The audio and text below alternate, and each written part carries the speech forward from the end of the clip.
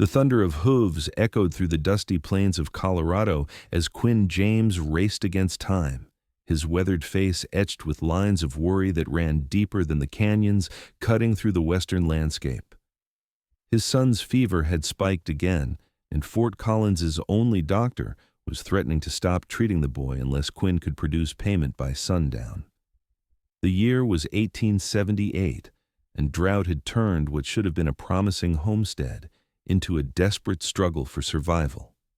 Quinn's wife had died bringing their son into the world 4 years ago, leaving him alone to raise little Samuel while trying to keep their small ranch afloat. Now, with his only remaining cattle sold off and the crops withered in the fields, he had just one valuable possession left: Sadie, his chestnut mare, the finest horse in 3 counties. As Quinn approached Fort Collins's main street, he pulled back on Sadie's reins, his calloused hands gentle despite his urgency. The town had grown considerably in the 12 years since it had been established, boasting wooden sidewalks and proper storefronts now. But the prosperity evident in the bustling street hadn't reached Quinn's small ranch 10 miles outside of town. Quinn dismounted outside the doctor's office, his boots raising puffs of dust as they hit the ground. He paused for a moment, his hand resting on Sadie's neck. The horse had been his companion through everything: cattle drives, blizzards, and the lonely nights after his wife's passing. Selling her felt like cutting away a piece of his own heart, but Samuel's life was worth any sacrifice. "Mr. James," a feminine voice pulled Quinn from his thoughts. He turned to see Grace Johnson, the schoolteacher who had arrived in Fort Collins just 3 months prior. At 24, she had the kind of beauty that wasn't immediately obvious. It revealed itself in the intelligent spark in her green eyes and the gentle curve of her smile. Her honey-brown hair was pinned neatly beneath a modest bonnet, her blue dress simple but well-kept. "Miss Johnson." Quinn removed his hat, suddenly conscious of the dust coating his clothes and the several days' worth of stubble darkening his jaw. At 32, he felt decades older, worn down by hardship and responsibility. "How is Samuel today?" she asked, genuine concern in her voice. "No better, madam." Quinn's voice was rough with worry. "That's why I'm here. Need to see if I can get some money together for the doctor." Grace's gaze moved to Sadie. "She's a beautiful animal." "The best," Quinn agreed, unable to keep the pride from his voice. "Got her as a filly and trained her myself." Grace hesitated, seeming to read the resignation in his posture. "You're not thinking of selling her?" Quinn's silence was answer enough. "Mr. Wilkins at the livery stable told me last week he's looking for a horse," Grace said quietly. "For me, actually. I've been saving to buy one since I arrived. The walk to and from the schoolhouse gets difficult in bad weather." Quinn looked at her with surprise. The schoolhouse was on the outskirts of town, and he knew the salary for a teacher in Fort Collins wasn't generous.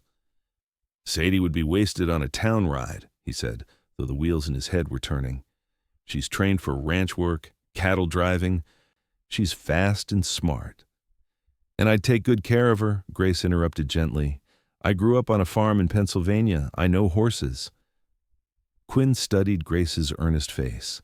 There was something in her eyes that made him want to trust her, a steadiness that reminded him of his late wife. "How much were you looking to spend?" he asked finally. Grace named a sum that was less than what Sadie was worth, but enough to cover Samuel's medical bills with a little left over. Quinn felt torn. The thought of Sadie living in town, reduced to carrying a schoolteacher on gentle rides, seemed wrong. But the alternative was selling to a stranger who might not appreciate her value at all. "Would you let me visit her?" The question surprised Quinn even as it left his mouth. Grace's expression softened. "Of course. And perhaps Samuel could come see her too when he's well." The mention of his son reminded Quinn why he was there in the first place. "I need to speak with the doctor first. Could you wait here? We can discuss this more afterward." Grace nodded, and Quinn tied Sadie to the hitching post before entering the doctor's office.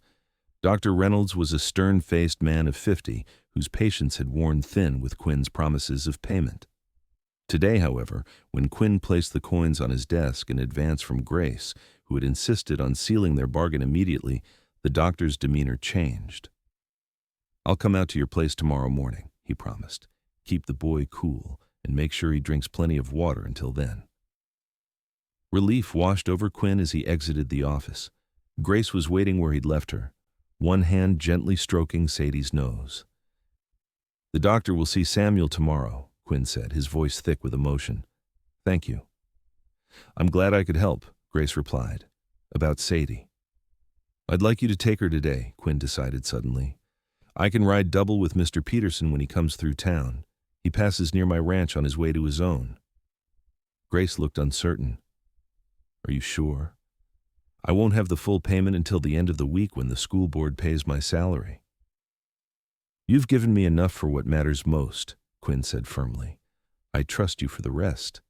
He showed her how Sadie responded to different commands, explained her quirks and preferences. Grace listened attentively, asking intelligent questions that reinforced Quinn's growing confidence in his decision. When it came time to say goodbye, Quinn found himself lingering. "She likes apples," he said, stroking Sadie's neck one last time. "And she'll always come if you whistle this way." He demonstrated a distinctive 3-note call. "I'll remember," Grace promised. She hesitated, then added, "Mr. James, would you allow me to visit Samuel? I have some books he might enjoy while he recovers." Quinn nodded, unable to speak around the lump in his throat. He'd come to town prepared to lose his beloved horse to a stranger. Instead, he'd found someone who seemed to understand exactly what he was giving up and who was offering something unexpected in return. Kindness, with no strings attached. As Grace mounted Sadie with the easy confidence of someone comfortable with horses, Quinn felt a curious mixture of sadness and something else he couldn't quite name. He watched them ride away, Sadie's chestnut coat gleaming in the afternoon sun, Grace's straight back and gentle hands already forming a partnership with the mare. Quinn didn't know then that this moment a desperate father selling his horse to save his son would be the beginning of a journey that would change all their lives forever. He couldn't have known that in offering Grace his horse, he had unwittingly opened the door to healing, not just for Samuel, but for his own heart as well. The next afternoon, Grace approached the James homestead with a basket of food and a satchel of books. Sadie seemed to recognize her surroundings, whickering softly as they approached the modest cabin set against a backdrop of pine trees. Quinn emerged from the house at the sound of hoofbeats, his expression a mixture of surprise and guarded pleasure. "Miss Johnson," he greeted her, stepping forward to help her dismount. His hands were strong around her waist, lifting her down with effortless ease. "How is Samuel today?" she asked, retrieving her basket from the saddlebag. "The fever broke this morning," Quinn said, relief evident in his voice. "Dr. Reynolds says he's turned a corner. He's still weak, but he asked for some paper to draw on, which I take as a good sign." Grace smiled. "I brought some books I thought he might enjoy, and Mrs. Peterson from the bakery sent along some bread and preserves when she heard I was coming out this way." Quinn's face darkened slightly. "I don't need charity, Miss Johnson." "It's not charity," Grace said firmly. "It's neighborliness, and please, call me Grace." After a moment, Quinn nodded. "Then you should call me Quinn. Come in. If you'd like to see Samuel, he's been asking about Sadie." The cabin was small but meticulously clean. A stone fireplace dominated one wall, while handcrafted furniture evidence of Quinn's skill with tools filled the simple space. Touches of a woman's hand remained in the faded curtains and the quilt on Samuel's bed, poignant reminders of the wife and mother who was gone. Samuel was a small boy with his father's dark hair and serious eyes. His face lit up when Grace entered his room. "Miss Johnson, did you bring Sadie? Is she yours now?" The questions tumbled out as he tried to sit up. "Easy now," Quinn cautioned, helping his son arrange his pillows. Grace sat in the chair beside the bed. "Yes, Sadie is staying with me now. But your father made me promise that you can visit her any time you want." Samuel looked to his father for confirmation, and Quinn nodded. "Once you're strong again," he added. "I brought you something," Grace said, opening her satchel. She withdrew several books, including an illustrated volume of frontier tales and a primer with colorful pictures. Samuel's eyes widened. "Are these for keeping?" "They're on loan from the school library," Grace explained, "but you can keep them until you've read them all." "Pa, look!" Samuel held up the book of tales, his excitement evident despite his weakness. Quinn ran a hand through his son's hair, his expression tender. "That's mighty kind, Miss Grace." "I thought perhaps I could read to him for a while," she suggested. "If you have work to do?" Quinn hesitated, then nodded. "I should check on the garden. The rain last night might have helped some of the vegetables pull through." As he left, Grace opened the book and began to read. Samuel was an attentive listener, asking questions about words he didn't understand and studying the illustrations carefully. After about an hour, his eyelids began to droop, and Grace quietly set the book aside. "Will you come back?" Samuel asked sleepily. "Of course," Grace promised, "and when you're better you can come to town and see Sadie." She tucked the blanket around him and slipped out of the room. Quinn was at the kitchen table, whittling what appeared to be a small wooden horse. "He's asleep," Grace told him. "He's a bright boy." "His mother was smart as a whip," Quinn said, setting down his knife. "She taught school herself before we married and came west." Grace sat across from him. "You've done well with him, raising him alone. Some days better than others." Quinn's hands, calloused and strong, turned the small wooden figure over. "It's the little things that are hardest. Knowing what to say when he asks about her, teaching him the things a mother would normally teach." "My father raised me alone after my mother died," Grace said softly. "It was hard on him, especially with 3 daughters, but he did his best, and that's what mattered to us." Quinn looked at her with new interest. "Is that why you came west? Your family?" Grace shook her head. "They're still in Pennsylvania. I came because I wanted to make my own way. There are more opportunities for a woman to be independent out here." "It's a hard life," Quinn observed.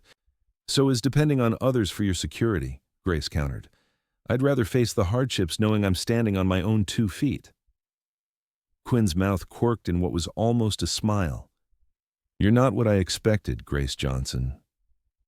"Is that good or bad?" she asked, returning his almost smile with one of her own. "Good," he said simply. "Unexpected, but good." They talked until the shadows lengthened, Quinn explaining his struggles with the ranch and Grace sharing stories from her classroom. When it was time for her to leave, Quinn walked her to where Sadie was tethered. "Will you be all right riding back alone? It'll be dusk soon," he worried. "I'll be fine," Grace assured him. "Sadie knows the way, don't you, girl?" She stroked the mare's neck. Quinn helped her mount, then stood with his hand resting on Sadie's shoulder. "Thank you for coming. It meant a lot to Samuel." "And to you?" Grace asked impulsively. Quinn met her eyes. "Yes," he admitted, "to me as well." Grace rode away with the strange feeling that something significant had just happened, though she couldn't have said exactly what. Behind her, Quinn watched until horse and rider disappeared around the bend, the wooden horse still clutched in his hand. Over the next few weeks, a pattern emerged. Grace would ride out to the James homestead every few days, bringing books for Samuel and news from town for Quinn. As Samuel regained his strength, Quinn began bringing him into town, where they would visit Sadie at the livery stable. Grace found herself looking forward to these visits with an eagerness that surprised her. She had come to Fort Collins determined to focus on her career, to prove herself as a teacher, rather than looking for a husband, as so many expected.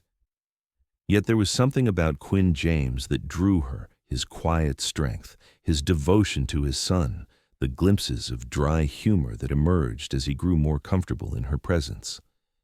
One Saturday in late September, Quinn and Samuel arrived at the livery stable to find Grace brushing Sadie's coat to a gleaming shine. "We're going on a picnic," Samuel announced excitedly. "Pa says we can take Sadie if it's all right with you." Grace looked to Quinn, who held up a basket. "I thought you might like to join us," he said. "Samuel's been cooped up for so long, and it's a fine day for being outdoors." "I'd love to," Grace said, smiling at Samuel's cheer of delight. They rode double on Sadie. Samuel perched in front of Quinn while Grace rode behind. her arms tentatively around Quinn's waist. The boy chattered happily, pointing out hawks circling overhead and asking the names of wildflowers they passed. Quinn led them to a spot by the Cache la Poudre River where cottonwood trees provided dappled shade and the water flowed clear and cool. While Samuel explored the riverbank under Quinn's watchful eye, Grace spread out the simple meal Quinn had packed: cornbread, cold chicken, and early fall apples. "This is lovely," Grace said as they ate. "I've been in Fort Collins for months, but I've barely seen anything beyond the town and the trail to your ranch." "It's beautiful country," Quinn agreed. "When things were better, before the drought, I used to take Catherine, my wife, riding all through these hills." It was the first time he had mentioned his wife by name, and Grace felt honored by the trust implied. "How long were you married?" she asked gently. 6 years, Quinn said, watching Samuel, who was trying to skip stones across the water. "We met in St. Louis. I was doing cattle drives then, saving up to buy my own place. She was teaching at a girls' school and boarding with my aunt." "Was she from the East originally, like me?" Quinn nodded. "Boston. Her parents were horrified when she announced she was marrying a cowboy and moving to Colorado Territory. They never came to visit, not even when Samuel was born." "That's their loss," Grace said firmly. "You've built something real here, Quinn, something to be proud of." His eyes, when they met hers, held a warmth that made her breath catch. "It doesn't feel like much sometimes, especially lately." "The drought won't last forever," Grace said, "and neither will the hard times." Samuel came running back then, his hands cupped around something. "Look what I found, Miss Grace." He opened his palms to reveal a tiny frog, green and gleaming in the sunlight. Grace exclaimed appropriately over his find, and Quinn showed him how to make a temporary home for it in his hat with some river water and leaves. After they had eaten, Quinn produced a ball from his pocket. "How about we teach Miss Grace how to play catch?" The afternoon passed in a haze of laughter and simple pleasures. Grace couldn't remember the last time she had felt so carefree, so present in a moment. As the sun began to sink toward the mountains, turning the river to molten gold, Quinn suggested they head back. Samuel fell asleep on the ride home, nestled against his father's chest. Quinn's voice was a low rumble against Grace's cheek where it rested against his back. "I haven't seen him this happy in a long time," he said. "Thank you for coming today." "I should be thanking you," Grace replied. "It was wonderful." When they reached the livery stable, Quinn carefully handed the sleeping Samuel to Grace while he dismounted. Their eyes met over the child's head, and something passed between them, an understanding, a possibility. "Would you like to come to dinner next Sunday?" Quinn asked as he took Samuel back into his arms. "At the ranch. I'm not much of a cook, but I can manage a decent stew." "I'd like that very much," Grace said, fighting the urge to smooth the lock of hair that had fallen across his forehead. That night, alone in her small rented room above the milliner's shop, Grace wrote in her journal about the day. She tried to be analytical, to examine her growing feelings for Quinn and Samuel with the same clear-headed rationality she applied to other aspects of her life. But the words that flowed from her pen spoke of connection rather than reason, of the way her heart had felt, full to bursting as they'd played by the river. She was falling in love with Quinn James, and perhaps more surprisingly, with his son as well. The realization should have frightened her. Instead, it filled her with a strange serenity, as if some part of her had known all along that this was where her journey west would lead her. Sunday dinner became a weekly tradition. Grace would ride Sadie out to the ranch after church, often bringing something she had baked in apple pie or biscuits to complement Quinn's increasingly ambitious meals. Sometimes they would sit on the porch afterward, watching the sunset while Samuel played with the wooden animals Quinn carved for him. As October painted the landscape in russet and gold, Quinn and Grace fell into an easy companionship. He told her of his dreams for the ranch, how he hoped to expand once the drought broke, maybe add sheep as well as cattle. She shared her vision for the school, her desire to build a proper library for the children of Fort Collins. Their conversations never explicitly acknowledged the growing feelings between them, But those feelings were present nonetheless, in the way Quinn's hand would linger when helping her from Sadie's back. In the way Grace would bring him small gifts, a book he had mentioned wanting to read, a new shirt she had sewn for Samuel. The first snow of the season came in early November, blanketing the plains in white and turning the mountains into glittering giants. Grace was teaching when it began, and by dismissal time, the roads were becoming treacherous. "You can't ride out to the ranch in this," Mrs. Peterson insisted when Grace prepared to leave the boarding house where she took her midday meal. "Quinn would never expect you to risk it." Grace knew she was right, but disappointment sat heavy in her chest. Sunday dinner had become the highlight of her week, and the thought of missing it left her bereft. To her surprise, as she was helping Mrs. Peterson prepare supper, there was a knock at the door. Quinn stood on the porch, snowflakes melting in his dark hair, his cheeks ruddy with cold. "Quinn!" Grace exclaimed. "What are you doing here? Where's Samuel?" "With the Hendersons," he said, stamping snow from his boots. "Their boy invited him for a sleepover. I came to make sure you weren't trying to ride out in this weather." The concern in his voice warmed her more than the fire crackling in the hearth. "I was disappointed about missing our dinner," she admitted. "So was I." Quinn's eyes held hers. "So I thought, if you couldn't come to dinner, perhaps dinner could come to you." He held up a basket covered with a cloth. Mrs. Peterson, a romantic soul despite her practical exterior, insisted they use her parlor. "I'll be in the kitchen if you need anything," she said with a meaningful look at Grace that made her blush. Alone with Quinn. Grace felt suddenly shy. This was different from their meetings at the ranch, where Samuel provided both chaperone and conversation starter.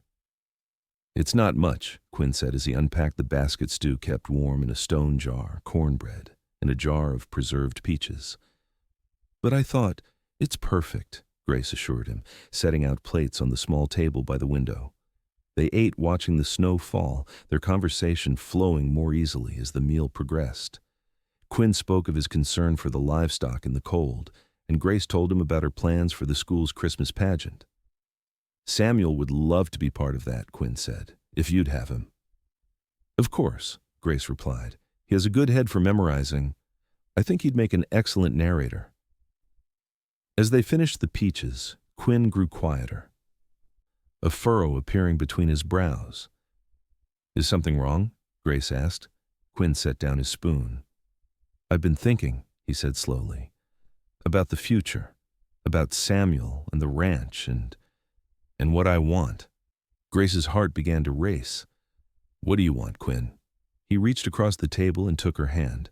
"I want more Sundays with you, more picnics by the river, more of the way Samuel's face lights up when you walk through our door." Grace felt tears prick behind her eyes. "I want those things too." "I know it's soon," Quinn continued, "and I know you came west to be independent. The last thing I want is to take that from you. But Grace," he squeezed her hand, "I think I'm falling in love with you." The words hung in the air between them, both a declaration and a question. Grace found she didn't need time to consider her answer. "I think I'm falling in love with you too," she whispered. Quinn's smile was like the sun breaking through clouds. He stood and drew her to her feet, his hands gentle on her waist. "May I kiss you, Grace Johnson?" he asked, his voice husky. In answer, Grace rose on her tiptoes and pressed her lips to his. The kiss was soft at first, tentative, but deepened as Quinn pulled her closer. When they broke apart, both were breathless. "I should go," Quinn said reluctantly. "The snow's getting heavier." "Be careful," Grace said, touching his cheek. "Come back to me safely." Quinn kissed her once more, briefly, but with a promise of more to come. "Always," he said. After he left, Grace stood at the window watching his figure disappear into the swirling snow. Her lips still tingled from his kiss, and her heart felt as if it might burst with happiness. The winter of 1878-1879 was one of the coldest on record for Colorado. Snow piled in drifts taller than a man, and the wind howled across the plains like a living thing. But for Grace, it was a season of warmth and discovery. Quinn courted her properly, taking her to church socials and the Christmas concert at the hotel.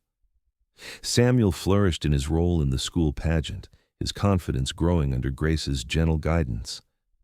The three of them settled into a relationship that felt both new and somehow familiar, as if they had always been meant to find one another. In January, Quinn asked Grace to marry him. They were sitting by the fire in his cabin, Samuel asleep in the next room, when Quinn knelt before her chair and presented her with a simple gold band. "It was my mother's," he explained. "I've had it in my desk drawer since Catherine died. I never thought I'd want to give it to anyone else. But now I can't imagine giving it to anyone but you." Grace's eyes filled with tears as Quinn continued. "I know what I'm offering isn't much. A small ranch that's barely scraping by. A ready-made family with a boy who needs a mother. A man who's been broken and put back together not quite right." He took a deep breath. "But I love you, Grace. I love you with everything I am. And I promise to spend the rest of my life trying to be worthy of you." "Oh, Quinn," Grace said, cradling his face in her hands. "What you're offering is everything I never knew I wanted. Yes, I'll marry you. 1,000 times. Yes." The wedding took place in April, when the first wildflowers were pushing through the melting snow. The entire town turned out for the celebration, filling the small church to overflowing. Samuel stood proudly at his father's side, his face solemn as he handed over the ring at the appropriate moment. Grace wore a dress of pale blue silk, a gift from her sisters who had traveled from Pennsylvania for the occasion. Quinn, in a new suit that made him look both uncomfortable and handsome, couldn't take his eyes off her as she walked down the aisle on the arm of Reverend Thomas. "I take you, Grace Johnson, to be my lawfully wedded wife." Quinn's voice rang clear and strong through the church. "To have and to hold from this day forward, for better, for worse, for richer, for poorer, in sickness and in health, until death do us part." Grace repeated the vows, her heart so full she thought it might break from happiness. When the Reverend pronounced them husband and wife, Quinn's kiss was both tender and passionate, a promise of the life they would build together. The reception was held at the town hall, with tables groaning under the weight of food contributed by every family in Fort Collins. There was music and dancing, laughter and tears. When Samuel fell asleep beneath a table, exhausted from excitement, Quinn carried him out to the wagon where Sadie waited patiently. "Ready to go home, Mrs. James?" Quinn asked, helping Grace up to the seat. Home. The word had never sounded so sweet. Their first night as husband and wife was a revelation. Quinn's touch was gentle but sure, his love expressed in every caress, every whispered endearment. Grace, who had read romance novels with a mixture of skepticism and curiosity, discovered that reality far surpassed fiction when it came to passion between two people who truly loved each other.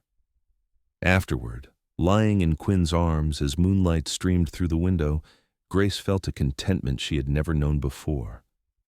"Happy?" Quinn murmured, his lips against her hair. "Completely," she assured him. "Or are you?" Quinn's arms tightened around her. "More than I ever thought possible." Life settled into a new rhythm. Grace continued teaching, riding Sadie to the schoolhouse each morning and home to the ranch each afternoon. Quinn worked from dawn to dusk, rebuilding his herd as the drought finally broke and green returned to the land. Samuel thrived with Grace's influence, his natural intelligence blossoming under her tutelage. They faced challenges, of course. The first year was lean, with Quinn investing most of their resources into breeding stock for the ranch. There were arguments about money, about discipline for Samuel, about the balance between Grace's career and her role as wife and stepmother. But through it all ran a current of deep love and respect. Quinn never asked Grace to give up teaching, even when neighbors raised eyebrows at a married woman continuing to work. Grace learned to appreciate the rhythms of ranch life, finding satisfaction in gardening and preserving and creating a home that nurtured all of them. In the spring of 1880, Grace discovered she was expecting a child. The news filled the small family with joy, Samuel particularly excited at the prospect of a brother or sister. Quinn treated Grace as if she were made of glass, hovering anxiously despite her assurances that pregnancy was a natural condition, not an illness. "I lost Catherine in childbirth," he confessed one night as they lay in bed, his hand resting protectively over Grace's still flat stomach. "I couldn't bear to lose you too." "You won't," Grace promised, though she knew it was a promise neither of them had the power to keep absolutely. "I'm strong, and Dr. Reynolds is a good physician. We'll take every precaution." As Grace's body changed with the growing child, Quinn's wonder and devotion never wavered. He would spend evenings with his head in her lap, talking softly to the baby, while Grace ran her fingers through his hair. Samuel would often join them, placing his small hands on Grace's belly to feel his siblings' movements. "What shall we name the baby?" Samuel asked one evening as they sat on the porch, watching fireflies dance in the gathering dusk. "If it's a girl, I thought perhaps Catherine," Grace said, glancing at Quinn to gauge his reaction. "To honor your mother." Quinn's eyes grew suspiciously bright. "And if it's a boy?" "William, after my father," Grace suggested, "though we could call him Will." "Catherine James or William James?" Quinn tested the names. "They both sound just right." As Grace's time drew nearer, Quinn hired a young man from town to help with the ranch work so he could stay closer to home. The drought was truly broken now, and the land responded with almost miraculous fertility. The cattle were fat, the garden overflowing, and for the first time in years, Quinn began to believe that prosperity might be within reach. In November, just as the first snow dusted the mountains, Grace went into labor. Quinn sent Samuel to stay with the Hendersons and rode for Dr. Reynolds, his heart pounding with fear, even as he tried to project confidence for Grace's sake. The labor was long but uncomplicated. Grace bore the pain with quiet strength, squeezing Quinn's hand through the worst contractions and resting against him during the brief respites between. At dawn, with a final, exhausting push, their daughter entered the world with a lusty cry that Quinn swore was the most beautiful sound he had ever heard. "Catherine Grace James," he whispered as Dr. Reynolds placed the tiny bundle in Grace's arms. "She's perfect." Grace looked up at her husband, her face radiant despite her exhaustion. "She has your eyes," she said, tracing a finger over the baby's dark brows. Quinn sat carefully on the edge of the bed, one arm around Grace, and the other hand reaching to touch his daughter's cheek with reverent gentleness. "Thank you," he said, his voice breaking. "For her, for Samuel, for everything you've brought into my life." When Samuel came home later that day, his reaction to his baby sister was one of awestruck devotion. "She's so small," he marveled, peering into the cradle Quinn had crafted. "Can I hold her?" Grace showed him how to support the baby's head, watching with tears in her eyes as the boy who had become her son cradled his sister with extraordinary care. Quinn stood in the doorway, his face reflecting the same emotion that filled Grace's heart, the recognition of a family made whole. The years that followed brought both joys and sorrows. The ranch prospered as Quinn's hard work and shrewd management paid off. Grace continued teaching until Catherine was born, then took a few years away before returning part-time when their second child, William, started school. Samuel grew into a thoughtful young man with his father's way with animals and his stepmother's love of learning. Catherine, called Katie by the family, inherited her father's determination and her mother's quick mind. Will was quieter, with a talent for drawing that Quinn encouraged by bringing home pencils and paper from his increasingly frequent trips to Denver, where he sold cattle and bought supplies. In 1889, when Katie was 9 and Will 6, Quinn and Grace took the children to the World's Fair in Paris. It was an extravagance that would have been unimaginable a decade earlier, but the ranch was thriving now, with hired hands to manage things during their absence. Standing atop the newly constructed Eiffel Tower, Quinn wrapped his arm around Grace's waist and looked out over the city of light. "Not bad for a struggling cowboy from Fort Collins," he said with a grin. Grace leaned her head against his shoulder. "I knew that day you offered me Sadie that you were a man of exceptional character," she said. "I just didn't know then that you would also be the love of my life." Quinn turned to face her, as handsome at 43 as he had been at 32, though with more silver threading his dark hair. "Do you ever regret it? Tying yourself to me and the ranch when you could have had so many other paths?" Grace shook her head. "Never. Not for a single moment."